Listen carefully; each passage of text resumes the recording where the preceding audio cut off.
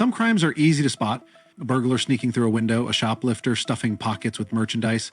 Others happen in broad daylight, hidden behind the seemingly legitimate operations of businesses that manipulate financial records to dodge taxes. These acts of retail tax evasion in the United Kingdom don't require masks or getaway cars.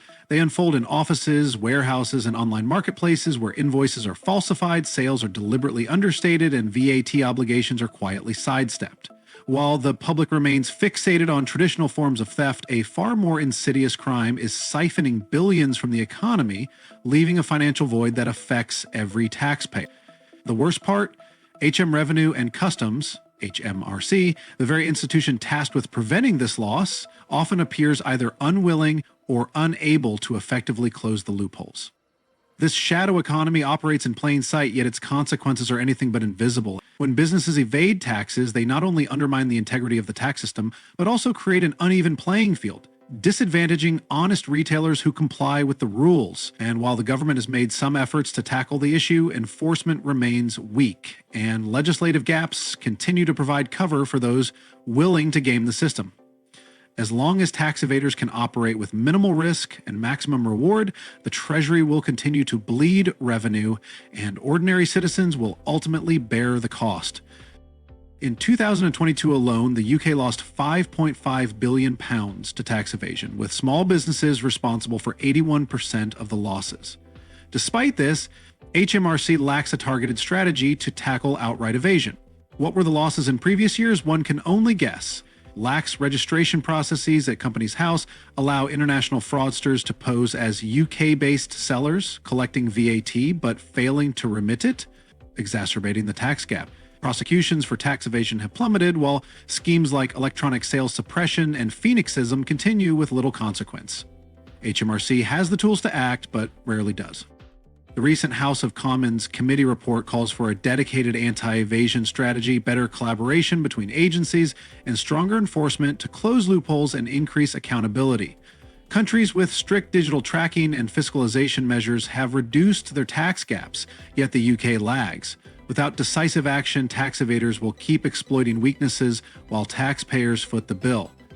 And yet, HMRC remains curiously passive.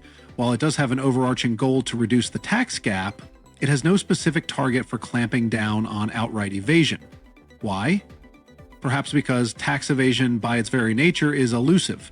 It lurks in the details of falsified reports, underreported earnings, and online sales funneled through international loopholes.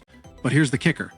In 2021, new legislation made online marketplaces liable for VAT from overseas sellers, leading to an extra £1.5 billion a year in tax revenue, 5 times more than HMRC had initially predicted.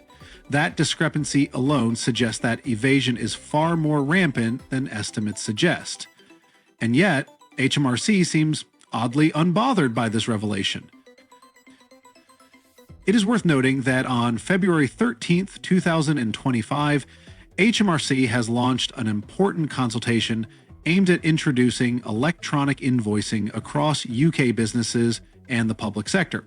This move is part of the UK government's push to modernize tax reporting systems and embrace digital transformation in a bid to update processes and reduce fraud. The consultation, set to engage both businesses and industry stakeholders, seeks input on how to implement a standardized e-invoicing framework that will improve efficiency, reduce administrative costs, and strengthen compliance with tax regulations. This initiative aligns the UK with global trends already in motion. Many countries that have successfully adopted e-invoicing systems have seen dramatic reductions in their tax gaps. The consultation outlines steps needed to develop an e-invoicing strategy that balances the needs of both the public sector and private businesses. The goal? To create a unified, secure, and scalable system that encourages widespread adoption of digital invoicing practices. Could this be the turning point? Perhaps.